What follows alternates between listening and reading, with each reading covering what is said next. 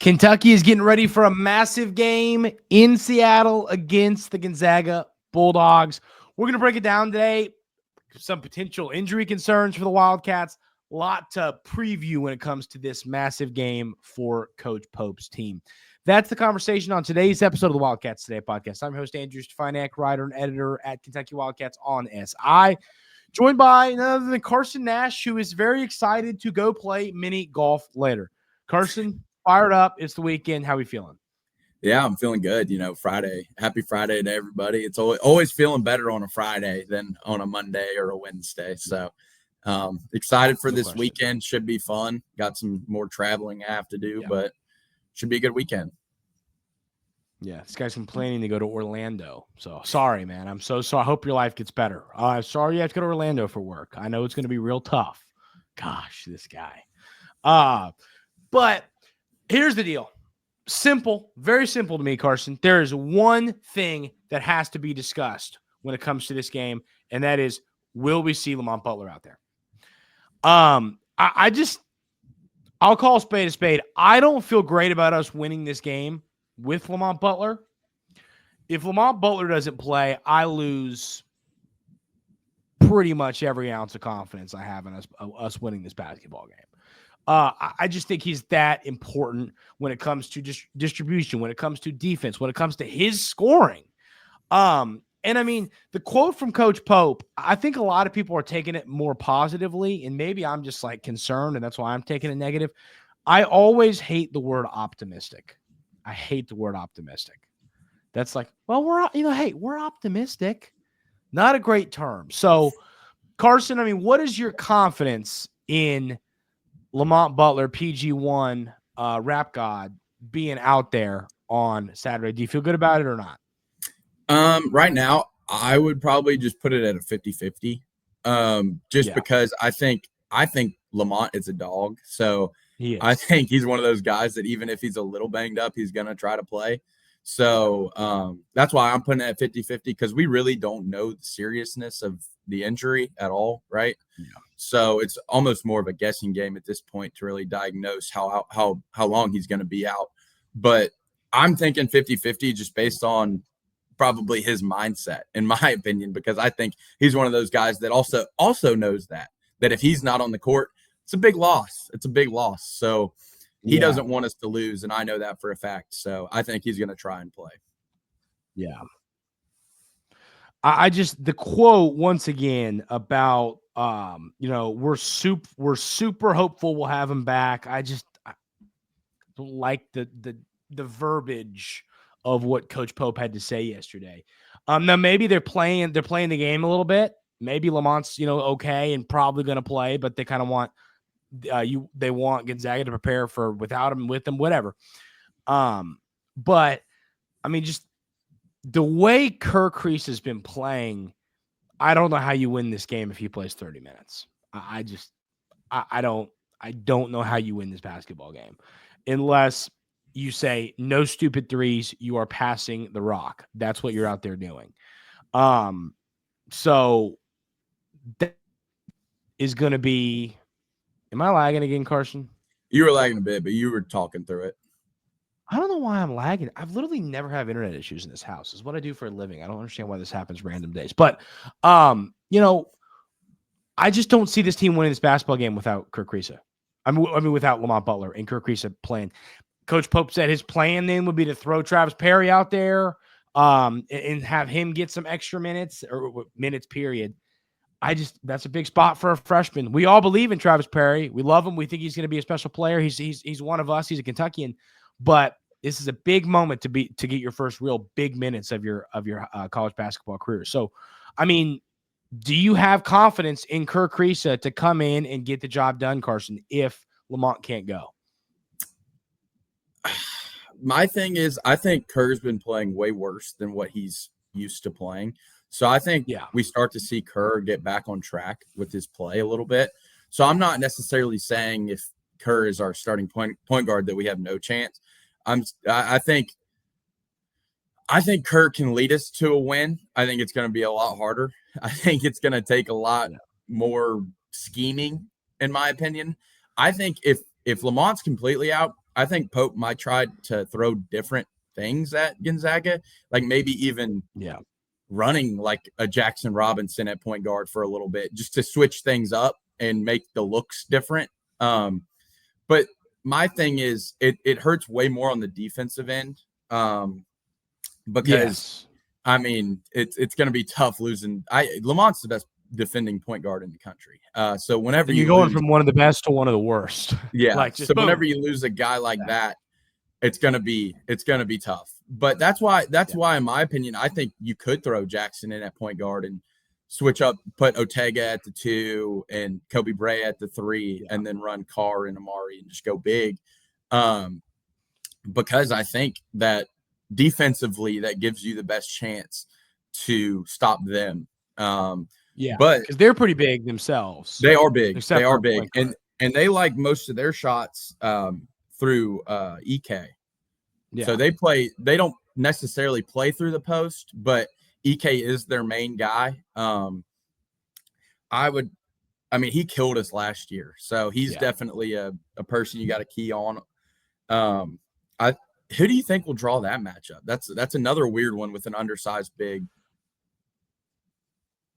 I mean, EK, you got to think quick. EK is, of course, 6'9" big man, 250 pounds. He's a unit. You know what I mean? He's not a 7-footer, but he is a really, really big guy where he will just go through you. Last year, we didn't have the physicality to handle that. I mean, we didn't have it at our center position. Seriously, I mean, start to finish, every one of our centers just got dominated by EK. And because he reminds me a little bit of a previous Gonzaga big man in Timmy, just in the way that he's just great around the rim. He's just dominant around the rim. You know who he reminds me a little bit of? Who? Oscar Tshiebwe, just a tad bit, and his motor. I like his motor and him around the rim. I just think he's very, very tough around the rim. Yeah. I mean, there's no question that he's that type of player. So when it comes to who's going to guard him for us, I mean, I think that they run their two bigs that they run out there, of course, are EK, and then they have this Huff kid, and then they have the Greg kid. And then the Huff kid is 6'10". Greg is around that same height. I believe he's 6'10" as well. Maybe he's 6'11". He's 6'10" as well. So they run a lot of 6'10", 6'9" at you compared to, they don't have that like 7-footer. When it comes to style of play, I feel like Amari would draw the EK assignment, but that's just style of play. And then I think Carr will draw Greg or the other kid when he's in there. I think that's probably the best case scenario because EK is a little too quick for Carr. I think he could probably beat him off the dribble. But Andrew's going through current technical difficulties, so I'll continue until he gets. What is going on, Metronet? No, I'm back now. Well, I can see you. Can you see? I like you don't understand. I do a podcast every single day, another one for work, and I've never have had Wi-Fi. It's like I don't know what's happening. Like, is there like a bird just like on the line right now or something? Like, this is weird, but or something. I don't know what's going on. It's annoying. I think another key to this game is Gonzaga is very, very good at not turning over the basketball. Very good, and they assist 20 times a game. They have less turnovers and almost more assists a game than we do. They might now. I don't know after the update against Clemson because we didn't play very well. But, I mean, you got to force turnovers in this one if you want to win this game. You can't let them get comfortable in their offense because that's when they'll just pick you apart. You got to play up and down. They'll play you up and down, though. Gonzaga likes to run, too. They'll play you up and down. But you got to get transition points because you saw against Clemson, we didn't score barely any transition points, and that killed you because you could never get in the flow of the game. Yeah. I mean, although I'll tell you this, Gonzaga plays an interesting style of basketball because they play physical and they like to run. They're not a one-dimensional team. Mm-hmm. I think Clemson was more, I'm just going to punch you in the head. That's what I'm going to do. And same a little Clash Peters action.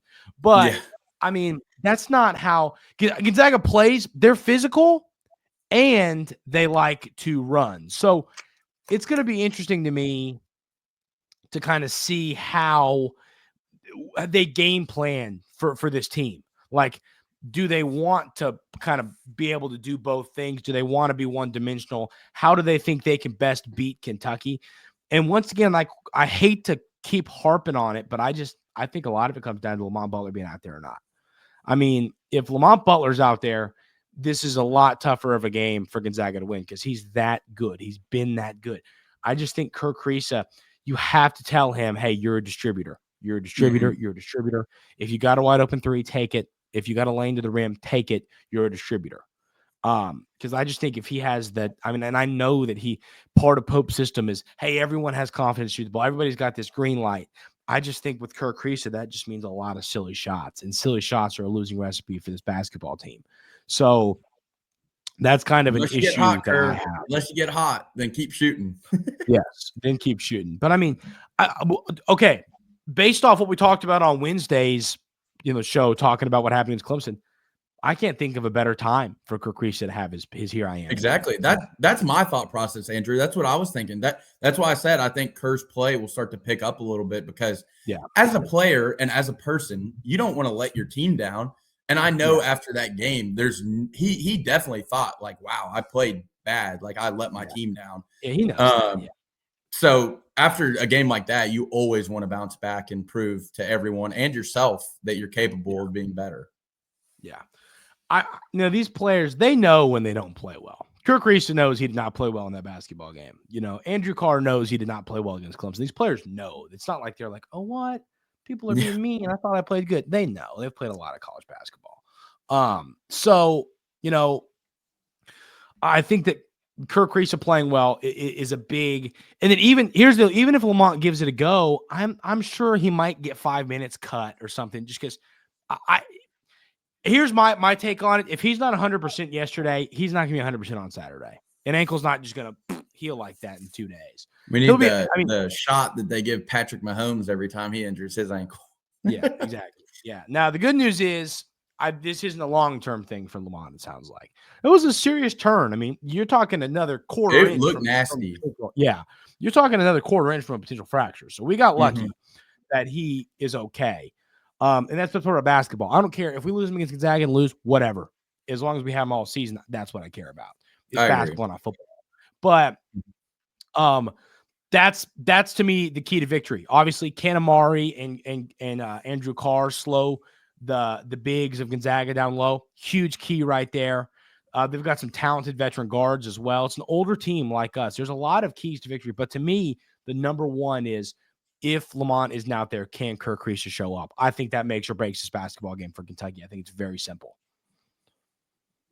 I agree with you. I agree with you because I also think, like, you're right, on the defensive end, it's just going to be so tough to stay in front of those guys, and they're already good at not turning the ball over. So if you don't have great defense on them, it's just going to be – they're just going to be chewing us, picking us apart. But you got a prediction for us? What are you thinking? I don't think Kentucky's going to win this game. I hate to be negative. Uh-oh. Cricket Wireless got him again. I'll go ahead and give my prediction. I'm going to go opposite of Andrew, and I am going to take the Cats. Weirdly, because I think I didn't even get to finish. We got again. No, I know. I said Cricket Wireless got him again. All right. First of all, it's MetroNet, and I've been a very happy customer to this point. But go ahead. So I was gonna say I actually think the Cats do win. And that's because we got punched in the mouth on Tuesday night. And I think this team's not one to lay down. And it's sour taste in your mouth when you got all these students running around trampling you all over the court. It's not a fun time. So I think, and I definitely know Pope didn't like it. So I think this team's going to be ready. I think they're going to have a new fire in them. They kind of got a little complacent, right? I mean, they didn't really face any adversity other than the Duke game. So they got punched in the mouth. I think they're going to throw that punch back. I think they beat Gonzaga 82-79. And I think your player of the game is Otega Oweh.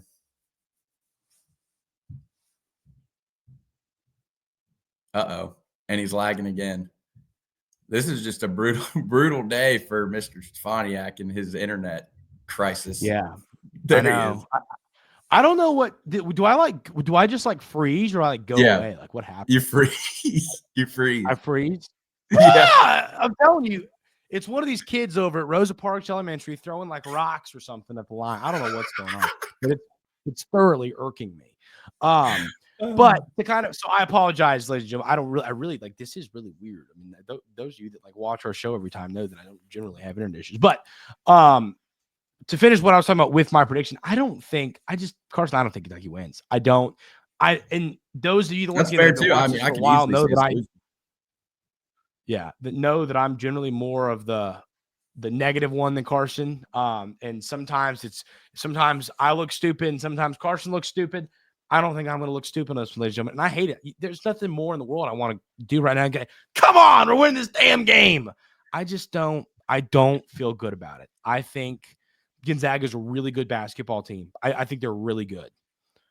And I just don't see the Cats getting this win in Seattle. A lot of Zags up there. I think Kentucky, you'll see some blue up there, but I think it's going to be a lot of Gonzaga fans. I just don't see the Cats winning this one. Hate to be negative, but I'm just being honest. And I still think we're a great basketball team. I don't see us leaving with this victory. That's just my take on it. Yeah. So, and I mean, any other thoughts, Carson? No, that's a fair take. I mean, I could easily see us losing as well. But like I said, I think we're going to throw a punch back. And my takeaway is more of, I do think Lamont's going to play. So I think that's our disconnect and probably a little bit too. Yeah. But I'm looking forward to it. Late tip again. Luckily, it's a Saturday night. Oh, good Lord. On a Saturday, that's fine. On a Saturday, yeah, I'm cool with that. On a Saturday, no big deal. Yeah. Saturday, that's fine. But late tip again. I'm gonna have to work at 12:30 on a Saturday, and I'm gonna keep preaching. I'm gonna keep preaching to the BBN. Go buy your NIL bourbon. We need a better O-line. So go buy your NIL bourbon and drink it and watch us beat the Zags. Go Cats, baby. Yeah. There you go. All right. Hey, if you haven't already hit that subscribe button, that helps us out a ton. We're getting close to 2,000. We really appreciate y'all. So keep smashing that button.